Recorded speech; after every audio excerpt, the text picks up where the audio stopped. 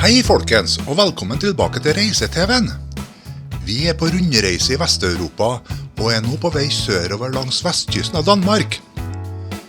Vi skal snart passere grensen mellom Danmark og Tyskland.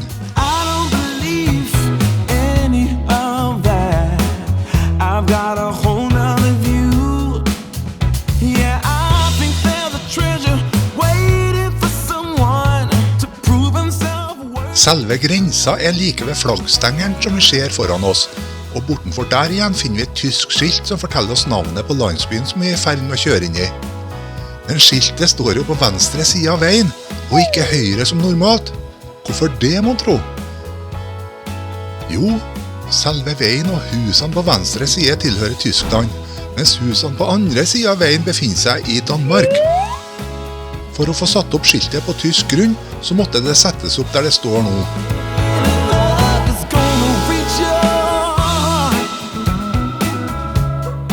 Det vel ikke den grenseovergangen som har de mest prangende bygningene for toll og grensekontroll.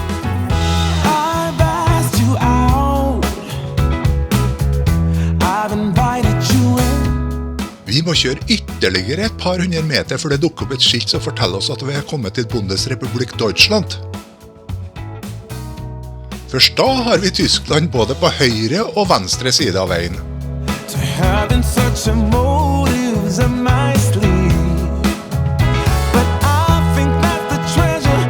I denne episoden av vår Vest-Europa-turné kjører vi gjennom de nordlige delene av Tyskland.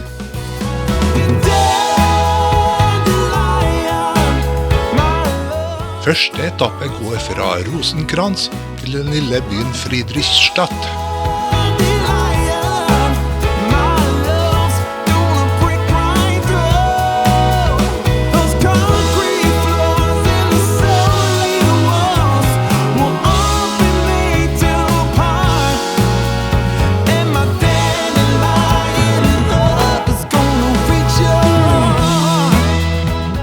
I Friedrichstadt finner vi modellbanen Sauber, som direkte oversatt til norsk betyr modelljernbane-magi.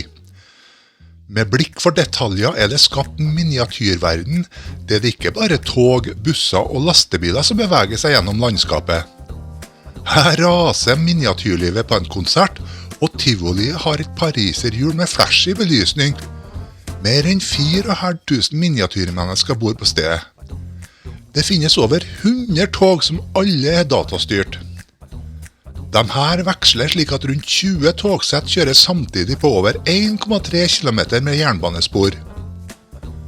Her kan man oppleve både dag og natt, og så hender det seg at det kommer et annet tordenvær også.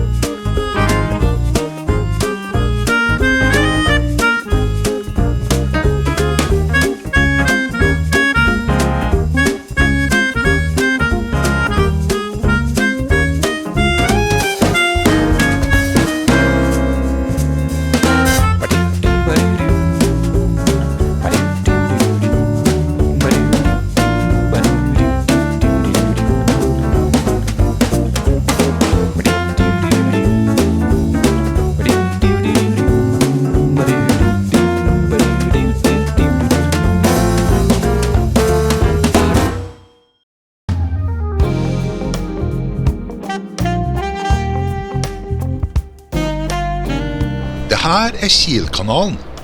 Den går fra utløpet av elva Elben i Nordsjøen og til Østersjøen. Skipene slipper da å seile rundt nordspissen av Danmark for å komme til Polen og de baltiske statene, eller Finland for den del. Wohnmobilstellplatz Kreishafen en av flere bobilparkeringer som ligger like ved kanalen her i Rendsburg. Vi kom litt sent på ettermiddagen, og da måtte vi ta til takke med en plass i andre rekke.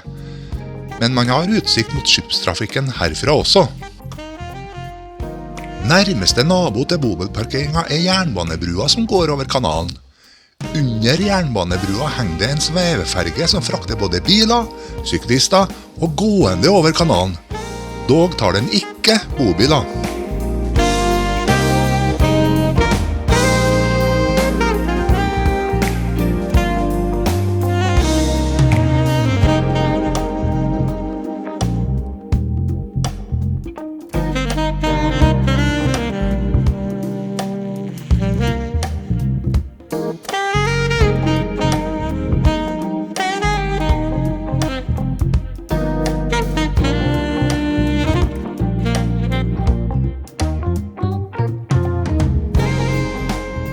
Det gode været gjorde at vi tok en tur til restauranten som ligger like bortenfor bobilparkeringen. Vi fikk et bord rett ut mot kanalen, slik at vi kunne overvåke både skipstrafikken og svevefergetrafikken.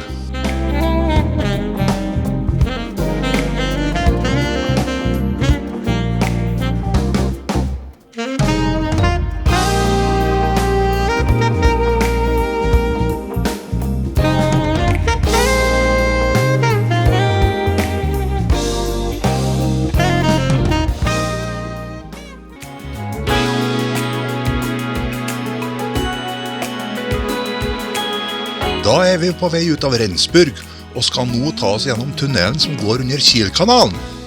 Vi skal nemlig kjøre vestover i retning av Niedersachsen.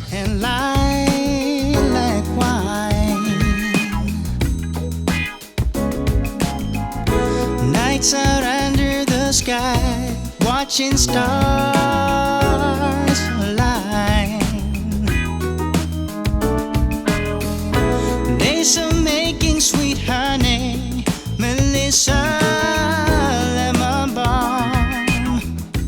Vi skal til byen Westerstede i delstaten Niedersachsen. Men for å komme dit, så må vi krysse elva Elben. Da har vi valget mellom å kjøre via Hamburg, eller ta en ferge litt lenger nord. Vi valgte det siste for å unngå alle køene som i og rundt Hamburg. Det ble en times ventetid i Glückstadt før vi kunne kjøre ombord i ferga.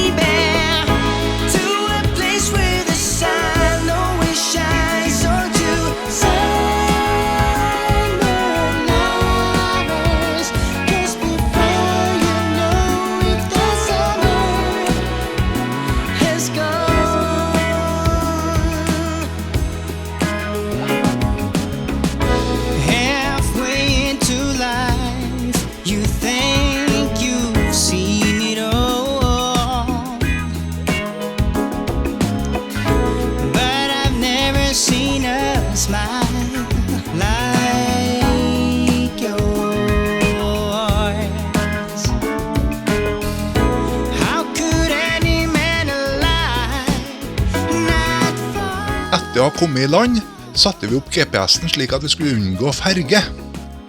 Men det ignorerte den glatt når vi kom til elva Weser, og sendte oss derfor rett ombord i enda en ferge. Her slapp vi dog ventetid. Når vi hadde kjørt ombord, så dro ferga med oss og 5 andre biler.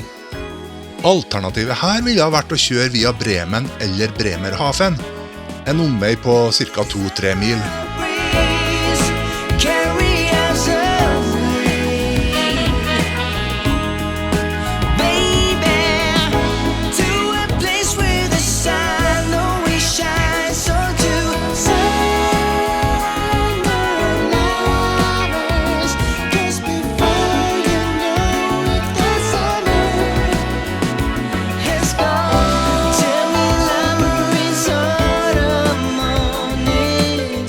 Da har vi ankommet bobilplassen i Westerstede.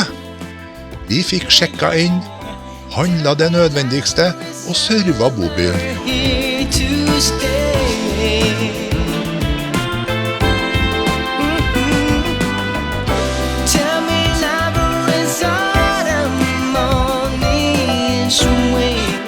Det var ikke så stort belegg når vi var der. Vi parkerte på en ledig plass og gjorde oss klar for ettermiddagens store ekspedisjonstur.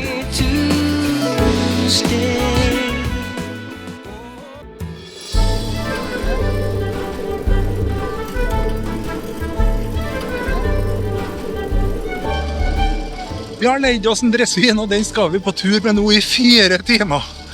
Og det er 26 grader ut. Det her kommer til å bli en varm dag.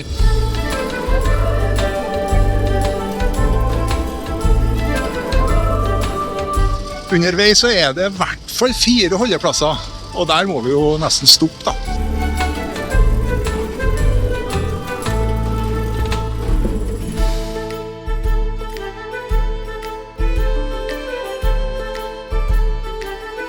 Uvant, eller? Ja, det var veldig uvant. Aldri kjørt sånt før. Nei. Ja, det var litt fin da. Gul benk og greier. Ja.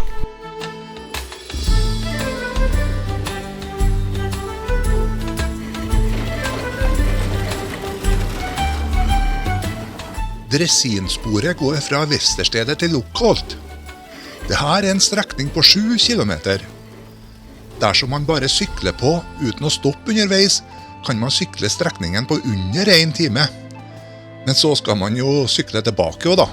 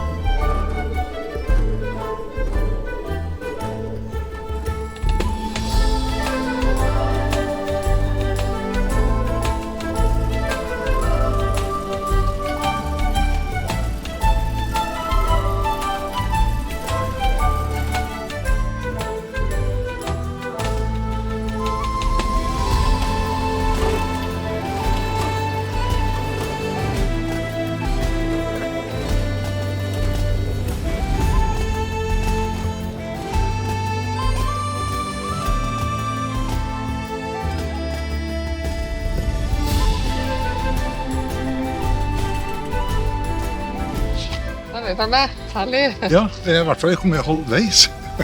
For nå skal vi snu vogna da. Og det fikk vi jo en instruksjon på hvordan vi skal gjøre. Det skal bli spennende å se hvordan vi får til det. Ja. Jeg blir nødt til å rygge inn.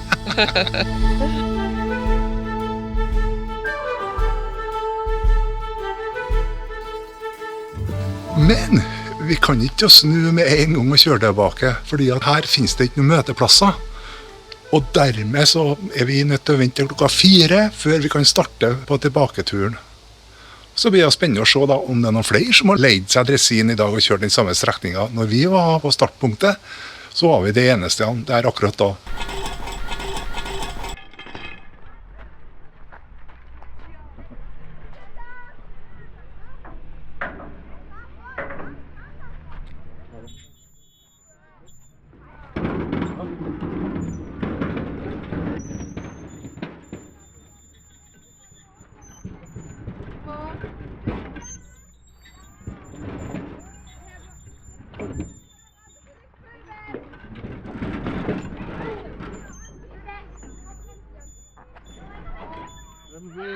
Akkurat når vi holdt på å snu dressinen, så kom det en hel skoleklasse fordelt over mange dressiner i litt forskjellig størrelse og fasonger.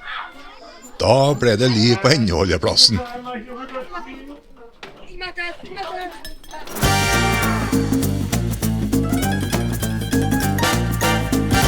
Vi la oss bak skoleklassen på vei tilbake til Vesterstedet.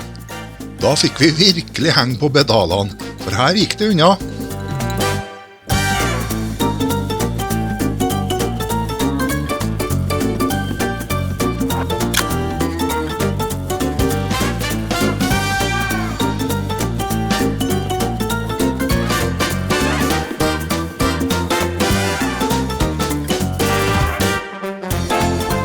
I neste episode drar vi til Nederland.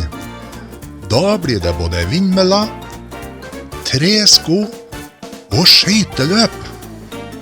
Så heng med, så får du se hva som skjer